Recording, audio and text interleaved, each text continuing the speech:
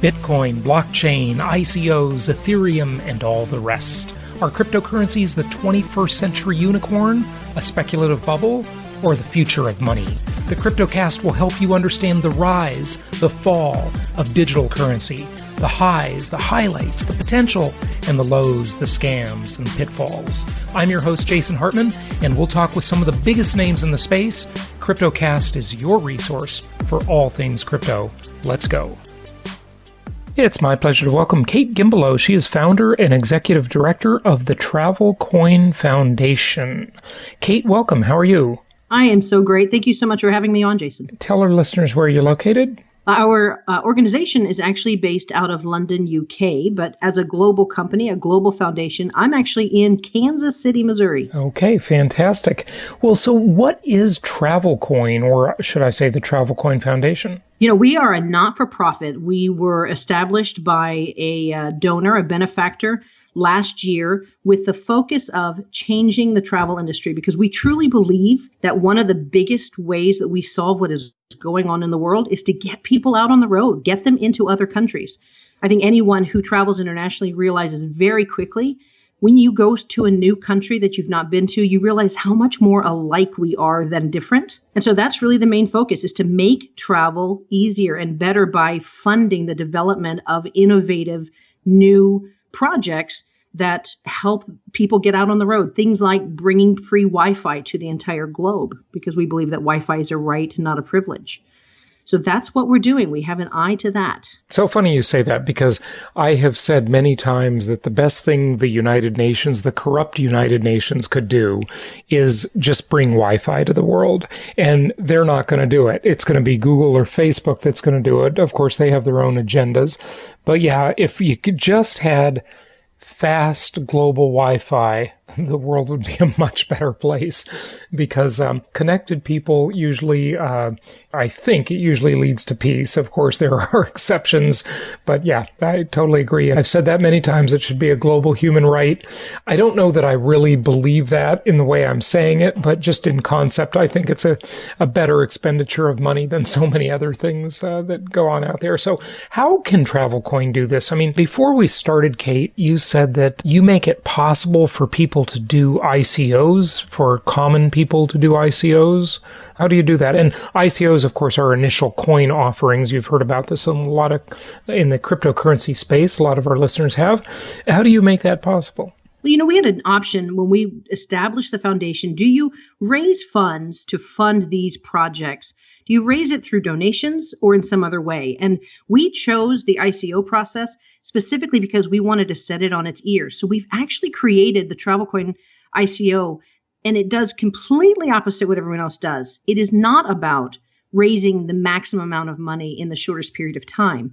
We're actually self-regulating. You know, one of the concerns in the US and China and other countries like that don't quite know what to do with the ICO process because it's so unregulated, is how to keep people from kind of losing everything that they own by putting their money into ICOs. And so we've actually created a cap, a per person cap of $500. And what that does is it then allows, instead of 5 to 10 to 20 millionaires with deep pockets to come in and scoop up all that coin, and subsequently when it goes public to make a lot of money on those coins, instead it allows ordinary people like you and me to participate in it and benefit from it after the ICO goes public and that coin starts to rise in value.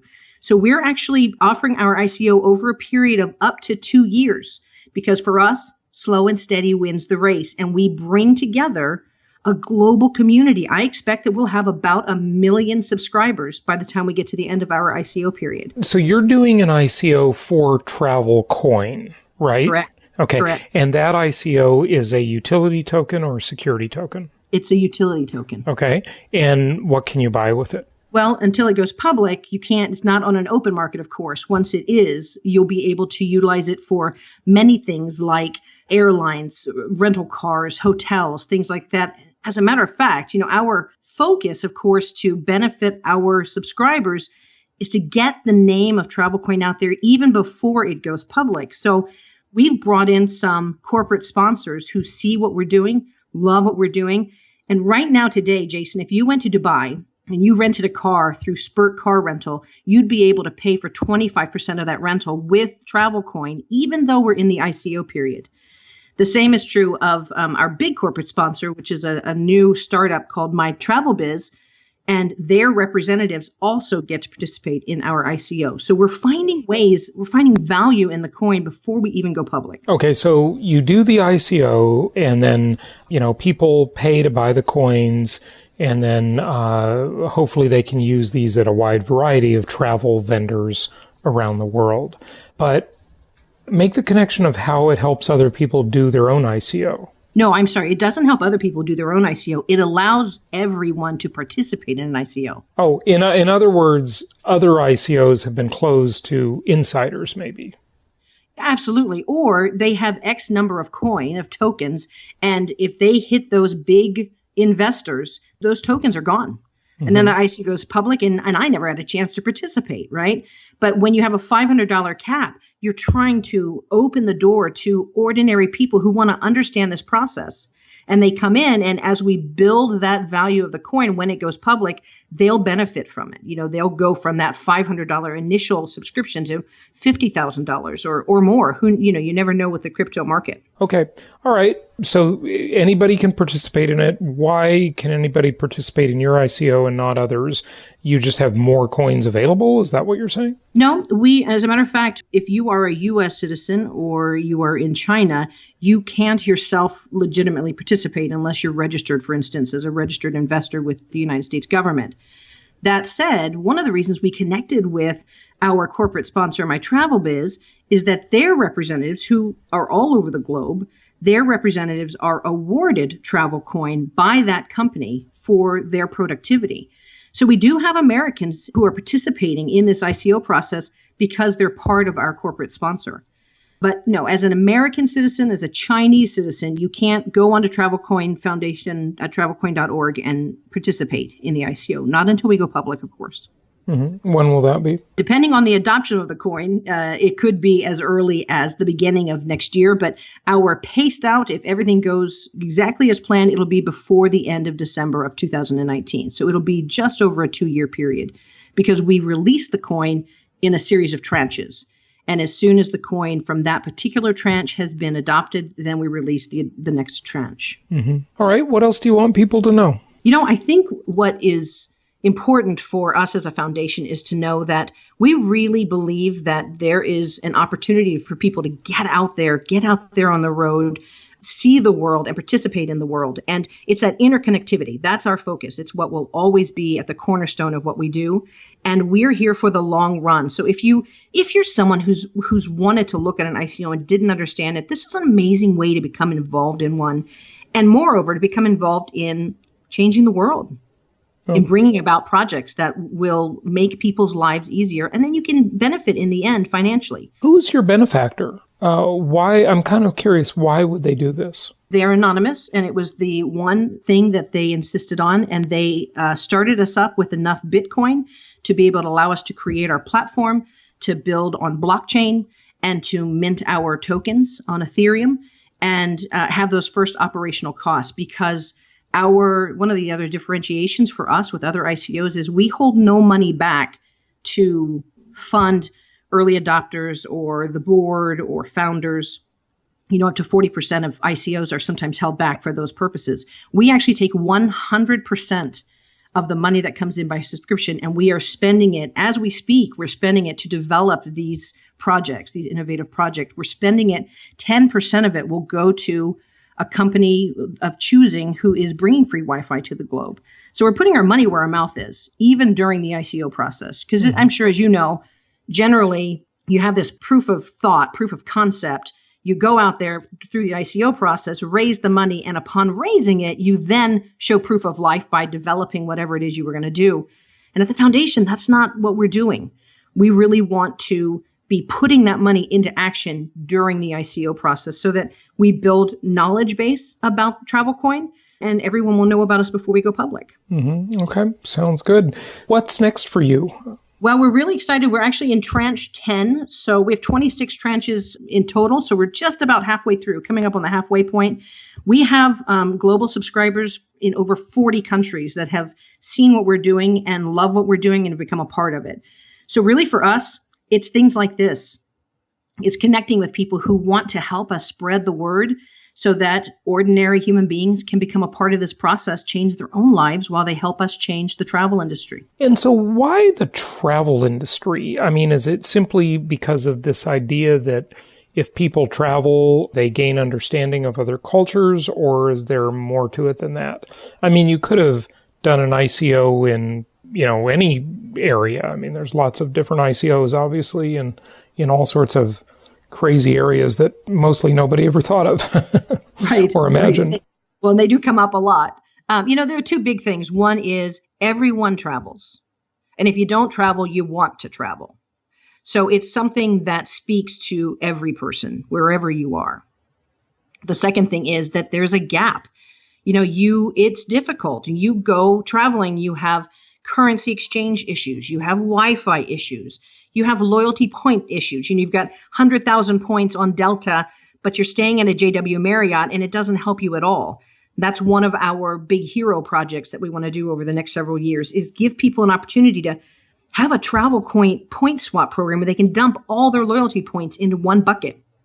So if you want to use those 100,000 Delta points to go to a JW Marriott, you can. So it's things like that there is a gap there. I mean, travel. Oh, there's certainly a gap. I think everybody will agree with that. But, wouldn't a skeptic just say that, well, that's just for your coin. There's just going to be 10 more coins, and then it'll be, well, I got it in this in TravelCoin, but then there's the, the flight coin, and then there's the cruise ship coin. And I mean, it's just a very complex world nowadays, isn't it? It absolutely is. And, there are no guarantees about any of it. But I will tell you that I think that there's a very smart way of going about it. And then there's the kind of flash in the pan way of going about it. And when we set out to do this, what we talked about was, what are the objections? What are the foibles in this industry? Where are things going wrong? And how are people being burned? And then we built this completely opposite of that. Because we're not about fast. We're not about simple. We are about growing something that 10 years from now, 15 years from now is still there and is the cornerstone. It's the Ethereum or the Bitcoin that people are looking to say, wow, they really established something huge. Mm-hmm. Now, we're less than a year in. So there are plenty of skeptics, as there always could be. But I can tell you that we are run with integrity, run with transparency. Our subscribers are tantamount to us, that we do everything for them. When you say subscribers, can you define that? People who have come in and subscribed to our coin, those. In other words, they've purchased coins. Yes. Right. Okay. Right. And so how much have you raised on the coin purchases so far? How much money has been spent purchasing your coins? Actually, that I'm not privy to announce, but I can tell you that everything that we're in our 10th tranche, we are clearing through the second half of our 10th tranche. It's been very well adopted. We haven't had to place any of that coin in a backlog because we're not going to burn any of the tokens. They'll all be acquired through sweat equity or something else. If as we go, we have certain tranches that don't get fully adopted. But between our corporate sponsors and our individual outside subscribers who come in, we are fast going through the adoption level that we expected on those coins. So we started the first tranche by taking the base value of $1 per coin and deeply discounting it to a penny. And that's one of the ways in which we're helping to raise the value. As we develop our programs, develop our support of Wi-Fi and things like that, the tranches go up in value. So the first tokens were at a penny a piece. When the second tranche came out, they were 2 pennies a piece, then 3 pennies and so forth. And all of that is, we're again, very transparent. All of it is on our website, the entire cadence of that. So we're currently at tranche 10 and the tokens are at 10 cents each and will just continue to rise. So I can tell you that we're doing exactly what we wanted to do, exactly what we meant to do. And moreover, we've now completed 2 of our huge projects, and we're right on the precipice of releasing another 2 that we're developing out and paying for. Oh, fantastic. Good stuff. Give out your website. Tell people where they can learn more. Absolutely. It's www.travelcoin.org. Travelcoin.org. Kate, thank you so much for joining us today. Thank you, Jason. I appreciate it. And have a great day. Thank you so much for listening. Please be sure to subscribe so that you don't miss any episodes. Be sure to check out the show's specific website and our general website, hartmanmedia.com, for appropriate disclaimers and terms of service. Remember that guest opinions are their own, and if you require specific legal or tax advice or advice in any other specialized area, please consult an appropriate professional. And we also very much appreciate you reviewing the show. Please go to iTunes or Stitcher Radio or whatever platform you're using and write a review for the show. We would very much appreciate that. And be sure to make it official and subscribe so you do not miss any episodes. We look forward to seeing you on the next episode.